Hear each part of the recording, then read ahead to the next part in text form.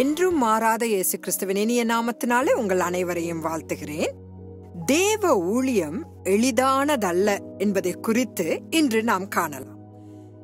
மோசே வாக்கு வல்லவன் அல்ல என்றும் திக்குவாயும் மந்த நாவும் உள்ளவன் என்ற காரணங்களை கூறி தேவன் அனுப்பும் வேலையை செய்ய மறுத்த போது தேவன் சொல்வதை பேசும்படி மோசேயின் மூத்த சகோதரரான ஆரோனையும் அந்த வேளையில் சேர்க்க வேண்டி இருந்தது.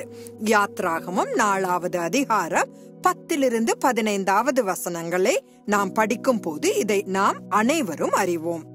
மோசேயின் காரணமாக ஆரோன் இப்போது ஒரு ஆசாரிய ஊழியத்தில் சேர்க்கப்பட்டார். எனவே இஸ்ரவேல் ஜனங்கள் எகிப்தை விட்டு வெளியேற அனுமதிக்கும்படி மோசேயும் ஆரோனும் தான் பார்வோனுடன் பேச்சுவார்த்தை நடத்த வேண்டியிருந்தது. ஆரோன் தேவனுடைய ஆசரிப்பு கூடாரத்தின் முதல் பிரதான ஆசாரியனானான். சுருக்கமாக சொன்னால், தேவன் வடிவமைத்த ஆசரிப்பு கூடாரத்தை கட்டிய பிறகு இஸ்ரவேல் மக்களுக்காக முதலில் பலிகளை செலுத்தியவர் அவர்தான். ஆரோன் இஸ்ரவேல் ஜனங்களுக்காக தேவனுக்கு முன்பாக பலியை செலுத்தியதால் ஏறக்குறைய அனைத்து இஸ்ரவேலர்களும் ஆரோனை அறிந்திருப்பார்கள்.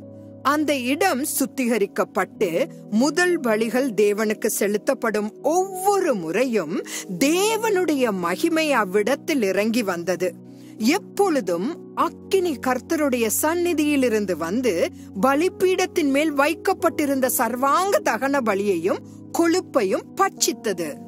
ஜனங்கள் எல்லாரும் அதை கண்டபோது அவர்கள் பயபக்தியுடன் முகங்குப்புற விழுந்தார்கள் என்று வேதாகமம் பதிவு செய்கிறது. லேவியராகமம் 9வது அதிகாரம் 24வது வசனத்தில் இது எழுதப்பட்டிருக்கிறது. ஆரோன் தேவன் சொல்வதை கேட்டு கீழ்ப்படிந்து மகிழ்ச்சியாக வாழ்ந்திருக்க கூடும். இஸ்ரவேல் மக்கள் மத்தியில் அவருக்கு பெரும் செல்வாக்கும் இருந்திருக்கும்.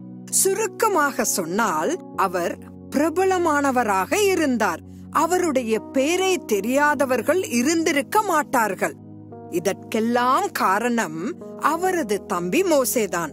ஆனால் ஒரு நாள் ஆரோனின் குமாரராகிய நாதாபும் அபியூவும் தன் தூப கலசத்தை எடுத்து அவைகளில் அக்கினியையும் அதன் மேல் தூப வர்க்கத்தையும் போட்டு கர்த்தர் தங்களுக்கு கட்டளையிடாத அந்நிய அக்கினியை அவருடைய சந்நிதியில் கொண்டு வந்தார்கள்.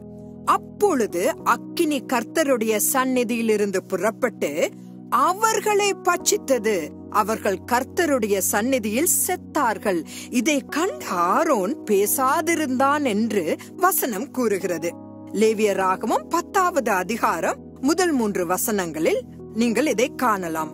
ஒரு பிரபல தலைவராக இருந்த ஆரோனுக்கு தனது 2 மகன்கள் ஆண்டவரால் கொல்லப்பட்ட போது எவ்வளவு அவமானமாக இருந்திருக்கும் என்பதை நாம் உண்மையாகவே புரிந்து கொள்ள முடியாது. அவர் தனிப்பட்ட முறையில் எந்த தவறும் செய்யவில்லை என்றாலும் தேவன் அவரது மகன்களை தாக்கினது அவருக்கு ஈடு செய்ய முடியாத ஒரு பேரிழப்பு தான். ஆனால் ஆரோன் தொடர்ந்து தேவனுடைய வேலையை செய்தார். நாங்கள் தேவனுக்கு சேவை செய்ய வந்தபோது எங்கள் மூத்த மகன் ஒரு தீங்கு விளைவிக்கும் சிறுநீரக நோயால் பாதிக்கப்பட்டான். அநேகர் எங்களை ஆறுதல் படுத்துவதற்கு பதிலாக நாம் தேவனுக்கு முன்பாக சரியானவர்களாய் இருக்கிறோமா என்று கேள்வி எழுப்பினார்கள். இன்று என் மகன் திருமணமாகி அமெரிக்காவின் சிகாகோவில் குடியேறியுள்ளான். தேவன் அவனை 2 அழகான குழந்தைகளுடன் ஆசிர்வதித்துள்ளார். அவனும் அவன் குடும்பத்தினரும் தேவனுடைய வல்லமையால் வைக்கப்பட்டிருக்கிறார்கள் என்பதில் நாங்கள் மிகவும் உறுதியாக இருக்கிறோம். உடைக்கப்படாமல் தேவன் நம்மை உருவாக்கி ஊழியத்தில் பயன்படுத்த முடியாது என்பதை நாம் நினைவில் கொள்ள வேண்டும். பசியால் வாடிய திரளான ஜனங்களுக்கு பரிமாறப்படுவதற்கு முன்பு இயேசு அப்பத்தை எடுத்து அதை பிட்டு, அதாவது உடைத்துதான் கொடுத்தார். தேவனுக்கு சேவை செய்வது என்பது லகுவானதல்ல, கரடு முரடான பாதையாய் கூட இருக்கலாம். ஆனால் எல்லா சூழ்நிலைகளிலும் தேவன் நம்மோடு இருந்து வழி நடத்துவார். இதை பற்றி சிந்தியுங்கள். தேவ சித்தமாயின் நாளை நாம் சந்திப்போம். ஆமேன்.